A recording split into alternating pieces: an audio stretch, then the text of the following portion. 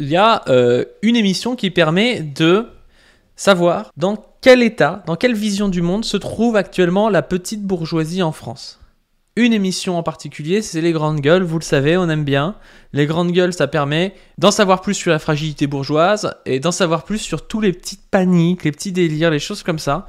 Moi j'aime bien ça et on va se regarder un petit extrait de Sarah Salman que vous connaissez. Donc Sarah Salman qui est une avocate qui est connue donc, pour ses positions presque un peu libertarienne. Elle expliquait d'autres fois que par exemple elle s'en foutait si les gens prenaient le jet privé parce que voilà c'est leur liberté et sinon on interdit tout et c'est déjà le stalinisme en fait si on interdit les jets privés, que polluer à fond c'était pas grave parce que voilà c'était notre liberté de le faire, si elle prenait 2 bains par jour ça regardez qu'elle, des choses comme ça. Et là elle nous explique quelque chose par rapport aux enfants. La question de base du débat c'est les enfants ne jouent plus dehors, est-ce préoccupant? Et voilà ce qu'elle répond. Bon, ça va paraître un petit peu réac, mais moi je vois pas l'intérêt d'aller jouer dehors. On peut emmener son enfant au cours de violon, de solfège, à l'équitation, mais aller jouer dehors pour aller jouer dehors, ça me serait pas venu à l'esprit. Enfin, Voilà. C'était des moments de liberté. Je trouve ça incroyable déjà comme avis. Je vois pas l'intérêt d'aller jouer dehors. Et on voit en fait une pensée qui est extrêmement rigide quoi. Oui, faut que ton gamin aille dehors pour aller à un endroit. Si il va au violon, il va à l'école, et puis après il rentre, il mange, il fait ses devoirs, il dort et c'est reparti. On voit qu'il y a pas de place pour la vie en fait. Il y a pas de place pour l'évolution, la transformation des choses où voilà il y a de l'incertitude. Et je dis pas que son gamin il doit aller dehors sans surveillance à 6 ans, c'est pas ce que je suis en train de vous dire, mais je sais pas aller dehors pour découvrir le monde, non. Ok. Ah oui.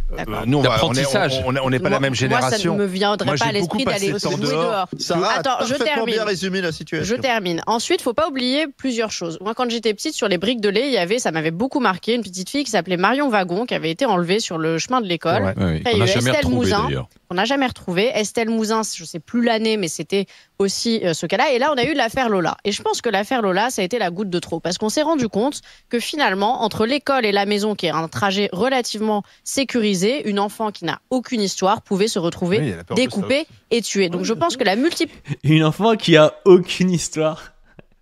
Comme si avant, il y a 60 ans, quand les gamins ils se faisaient tuer dans la rue, c'était parce que les gamins en fait ils étaient dans des gangs il y a 6 ans, ils avaient des histoires et du coup ils venaient se faire tuer.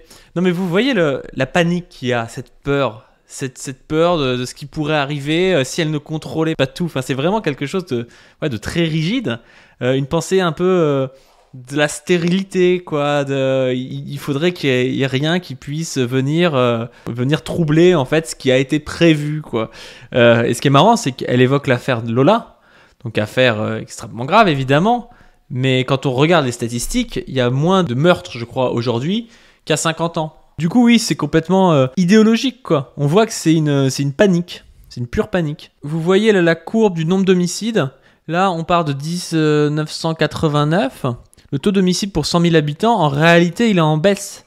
Il y a une augmentation, je crois, de choses, par exemple des délits, des vols, des choses comme ça, qui sont beaucoup moins graves que des homicides. Mais en réalité, nous dire que depuis l'affaire Lola, on a peur que nos gamins se fassent découper dans la rue, bah, ça tient à rien. Ça tient justement au sentiment subjectif et au fait de tourner en boucle sur des faits divers. Et les droitards aiment bien ça, tourner en boucle sur des faits divers, mais ça correspond pas à la réalité en fait. multiplication des faits divers est violée. La multiplication des faits divers fait que moi, le jour où j'aurai des enfants, je vois l'affaire Lola, je me dis jamais mon enfant ne rentrera seul de l'école. Oui, mais tu vois, ce qui est intéressant, c'est qu'il Mais c'est débile parce qu'en plus on peut pas tout contrôler. Jamais son enfant restera seul de l'école. Ouais, enfin, est-ce que son enfant il va être si adapté que ça si jusqu'à ce qu'il ait 18 ans il est jamais rentré seul de l'école je sais pas, c'est un jour ça peut quand même du coup aller d'un extrême à l'autre extrême, c'est-à-dire que le gamin soit il va se barrer en couille, soit il va être trop surprotégé quoi, et du coup peut y avoir un problème à ce niveau-là quoi. C'est pas forcément la meilleure chose à faire que de surcontrôler les choses quoi. C'est un peu comme les gens qui touchent jamais en fait aux choses extérieures, aux bactéries et tout. On sait que après on développe plus facilement des allergies parce qu'on n'est pas habitué en fait à toucher à des choses extérieures. Ben là c'est un petit peu pareil quoi. Si on se met jamais en situation de découvrir de nouvelles choses et de s'adapter, ben on n'apprend pas à s'adapter en fait. Justement, ça, c'est des cas dramatiques et ça nous bouleverse tous lorsqu'on est en parents. Oui. Mais il n'y en avait pas moins avant. C'était le même pareil. Je pense que la rue n'était pas plus sûre avant qu'aujourd'hui. Non, absolument. Alors peut-être que c'était l'inconscience de nos parents qui nous laissaient aller dehors. C'est vrai qu'en plus, il n'y avait pas de porte. L'inconscience de nos parents qui nous laissent aller dehors. portable. C'est-à-dire que tu partais, tu Bien disais sûr. à ta mère, Tu prenais je ton vais voir les vélo, copains dehors. bah oui. Elle te disait rentre à je sais pas quelle heure, tu respectais plus ou moins l'horaire, et après elle avait plus du tout, elle savait pas du tout ce que tu faisais. Mais là, Et ça tu paraît partais, fou de faire et ça. parfois tu faisais des Ça paraîtrait conneries complètement entre- fou. tu faisais des- Ça paraîtrait complètement fou. Non, mais en plus, je suis pas sûr qu'elle habite dans un endroit malfamé, cette personne. Donc ça m'étonne vraiment en fait qu'elle soit comme ça. Et conneries. ta Tu faisais des petites génération. conneries, mais tu déjà, étais en liberté. mais Ta tu géolocalises. génération, Attends, Sarah. laisse, s'il te plaît. Écoute, on en est sorti vivant. Non, mais on s'en est sorti. tu géolocalises ton enfant déjà. Ouais, mais C'est la moindre des non, choses. Mais à l'époque, tu le faisais pas. À l'époque, non, mais Sarah. maintenant qu'on a les moyens de le faire.